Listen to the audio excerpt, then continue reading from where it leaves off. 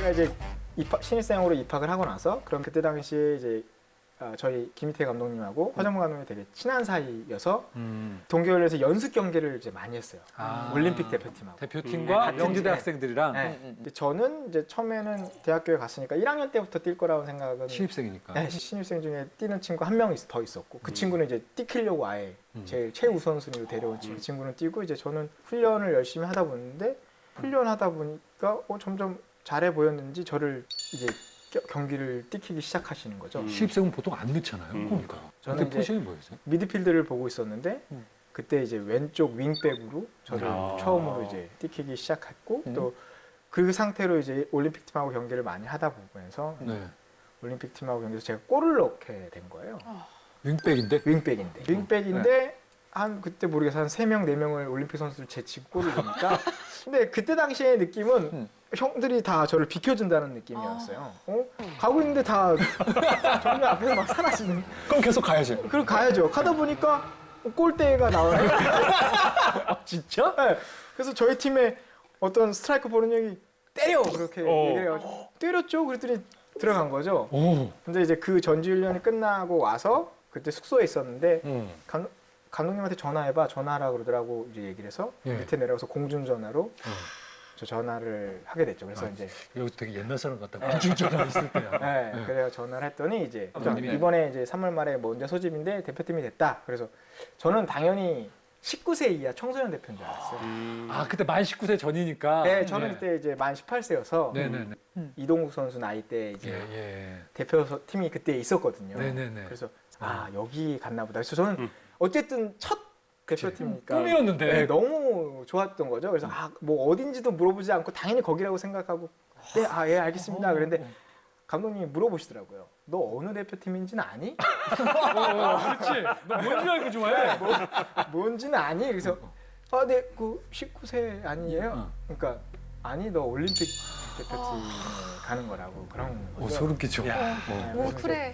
다시 물어봤어요. 에? 뭐라고요? 라고 하니까 올림픽 대표팀에 가게 됐다고. 그래서 더 놀랐죠. 그렇지. 네. 청소년도 아니고 올림픽에 간다고? 라고 생각을 하고 이제 끊고 이제 결국 이제 부모님한테 이제 전화를 드렸죠. 그 공중전화 지금은 없어졌겠죠?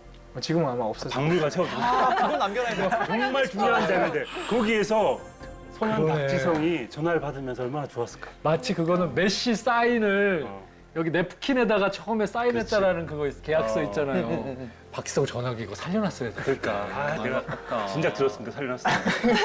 근데 박지령 선수에게는 기적이었겠지만 그런 말이 좀 나돌았다고 하더라고요. 뭐? 명지대 김희태 감독이랑 허정무 올림픽 대표 감독님이 맨날 바둑 두는 친한 네, 사이인데 그 얘기 맞아요. 유명한 네. 얘기했지. 이거 바둑 커넥션이다. 바둑 떠준 얘기 거다. 해가지고 저 가지고 뽑았다 뭐 이런 거. 저도 나중에 기사를 통해서 봤는데 근데 그렇게 하면은 저 말고 저보다 위의 학년들을 추천하는 게 그러네요. 맞죠. 네. 저를 굳이 왜 저는 다음에도 갈 수 있는 나이니까. 제일 어린데. 네. 그럼 그때 당시에 이제 그 막 내가 가가지고 야망에 불타서 다 보여주겠다 이런 생각했던 거예요? 아니면 저는 처음이니까 너무 좋았어요, 솔직히. 그냥 좋았어요. 뭐를 보여줘야지라는 생각을 할 수가 없었어요. 나는 계속 갈 수 있을 거라고 생각하지 못했기 때문에. 네. 그리고 제가 이제 항상 TV로 지켜봤던 형들이 다 거기 있었으니까 그냥 열심히 배우자, 열심히 배우고 오자라고 했던 게 다음 소집 때도 또 불러주시고 다음 소집 때도 불러주시면서 계속 이어져 갔던 거죠.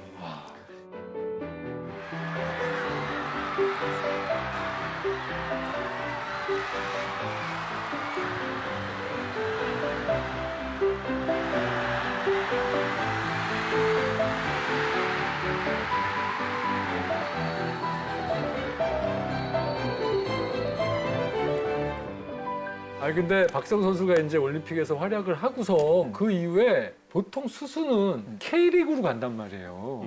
근데 K리그가 아니고 해외로 가요. 이제 올림픽 대표팀이 되고 나서 이제 해외 원정 전지훈련도 많이 다니면서 해외 진출을 하고 싶다. 최종적으로는 유럽에 가고 싶다라는 생각을 하고 있었어요. 그때 이미 네, 그런 생각을 하고 있다가 이제 일본에서 처음으로 이제 이적 제의가 오게 되죠. 그래서 그때 러브콜이 두 팀이 들어왔었대요.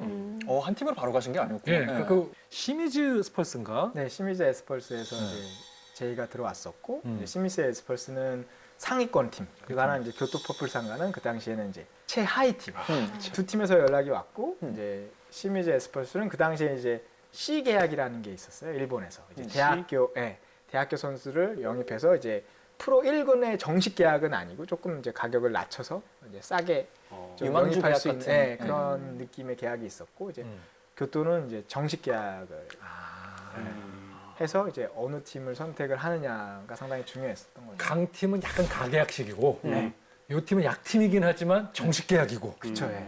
근데 왜 약팀을 선택했어요? 일단은 돈을 많이 줬고요. 중요하네, 중요하네.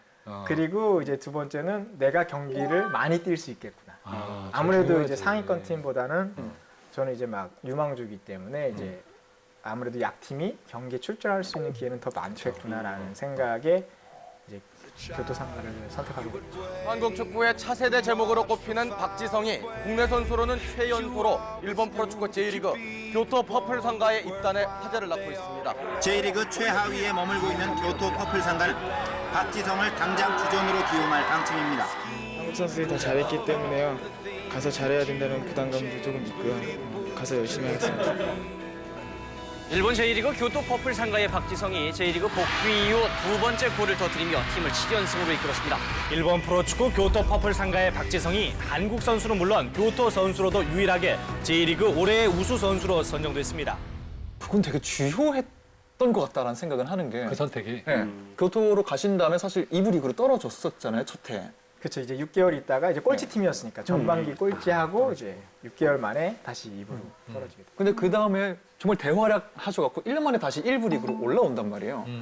그래서 그 2부 리그에서 실제 원하시던 대로 봤더니 커리어 통산 리그 경기는 그 시기에 제일 많이 뛰셨더라고요. 38경기를 그 교토 소속으로 뛰셨어요. 그래서 정확하게 정말 그리셨던 대로 됐던 것 같아요.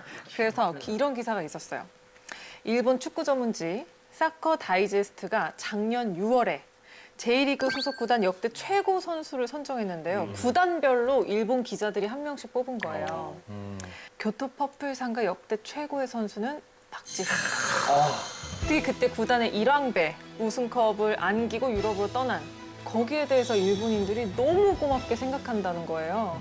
아마 그 트로피가 1부 리그 성격의 트로피로서는 그거 하나만 유일해요, 유일한 트로피이기도 했고. 근데 그때 이제 구단이 보유한 유일한 우승컵의 결승전이 계약 만료되고 다음 날인가로 제가 맞아요, 알고 있는 네. 그 경기가 네.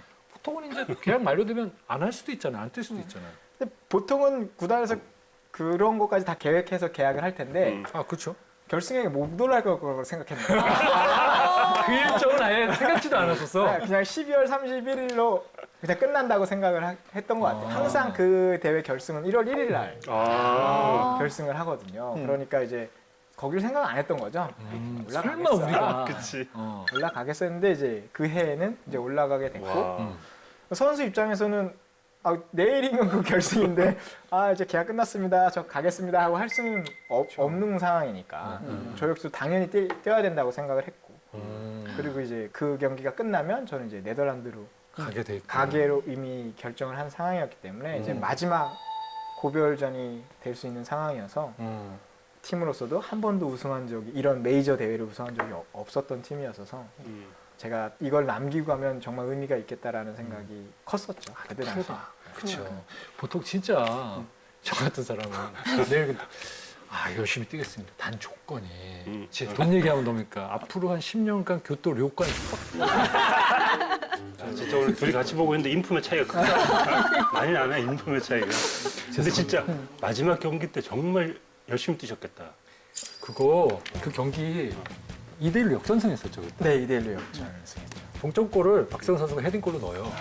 뉴스 이렇게 한국에도 기사가 다 났었어요. 맞아요. 그리고 두 번째 역전골을 어시스트 해가지고 거기서 골을 그때 도움 기록했었단 말이에요. 아니 이런 기록을 왜 내가 얘기해? 내가 방송이에요.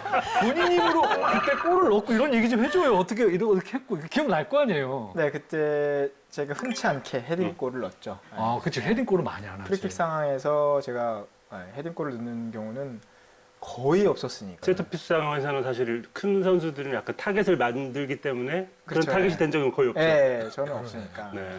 아니, 그래서 그 교토 퍼플 상가에서 무슨 얘기를 했냐면 어딜 가든 응원하겠지만 언젠가 꼭 다시 우리에게로 돌아와 달라. 너가 부상을 입어서 영원히 뛸 수 없다 해도 우리는 너를 기다리겠다. 감동이다. 이런 이제 얘기를 남깁니다. 그 팀에서. 선수에게 해줄 수 있는 최고의 이거는 극찬이에요. 극찬. 사실. 일본의 3대 경제인이라고 불리는 분 중에 한 분이세요. 그분이 직접 얘기를 하셨을 때 뭐 저도 되게 감사했죠. 그런 말을 들으니까 정말 갈 데가 없으면 여기 와야겠구나. 여기 올 수 있겠구나. 그런 어떤 안전한 보금자리를 마련해 놓은 기분도 들고 그래도 내가 여기서 최선을 다한 어떤 그 능력은 인정을 받고 가는구나라는 생각을 하게 됐죠. 이게 자국 선수에게도 아니고 해외 용병한테 이런 얘기를 해준다라는 건 쉽지 않은 거예요, 사실은. 맞아요. 그 정도 정말 하려면은 정말 오래 뛰었거나 그렇죠. 해야 되는데 정말 2년, 3년 짧게. 정도 했는데 그런 평을 받을 수 있다는 거는 정말 엄청난 업적을 남기신 거예요. 구단 입장에선 진짜로. 그렇죠. 그리고 성적만 가지고 그러지 않았을 거예요. 태도를 분명히 구단주는 알았겠죠. 얼마만큼 좋았던 이 선수라는 걸. 자, 이제 일본에서